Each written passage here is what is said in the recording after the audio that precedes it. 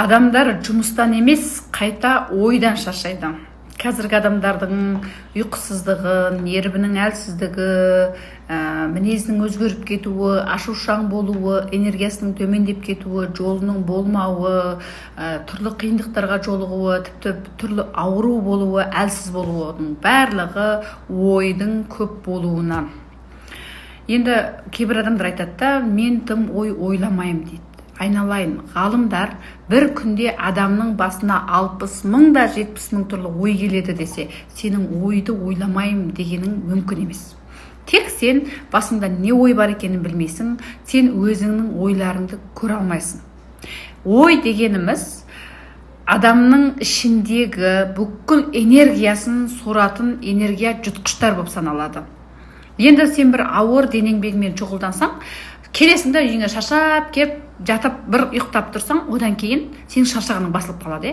Ал сен ойдан шаршасаң, ұйықтай да алмайсың, ұйқы саған көмектеспейді. Шаршап, біртүрлі өзіңнен қалжырап, әл-дәрменің құрып, ештемеге зауқың соқпай, шаршадым, қойшы, ештеме істегің келмейді дейтінге кеп соғасың да. Сондықтан өзгерудің бірінші басқышы адам өзінің ойында не тұрғанын көре алу керек.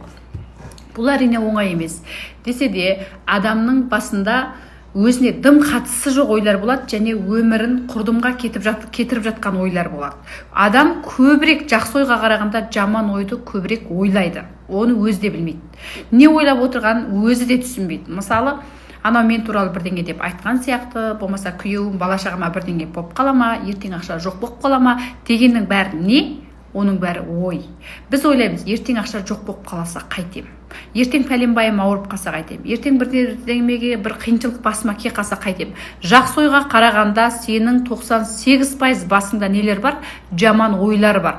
Енді сенің өміріңнің жақсы болмауы, ақша таба алмауың, қиындықтарға ұшырауың, айналайын, кімге байланысты деп ойлайсың? Басында соншама қоқсықтар тұрса, сен алдыға бір қадам бассаң, мына ойлар сені арт жаққа 10 қадам лақтырады.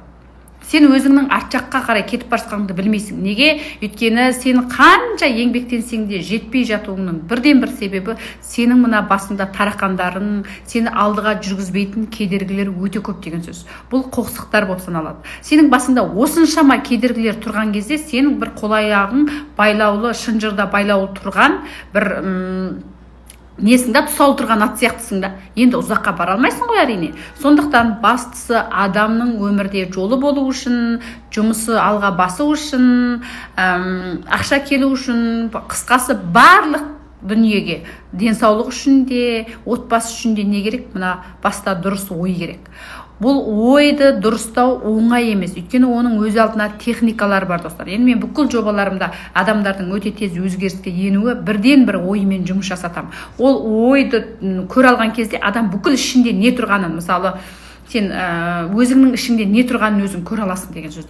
Бұл кезде саған сен мына өмірің неге дұрыс болмай жатыр? Күйеуіңмен неге қарым-қатынасың дұрыс болмай жатыр? Неге ақша келмей жатыр дегеннің қай тұсын жөндеу керек екендігін өте оңай көре алатын боласың.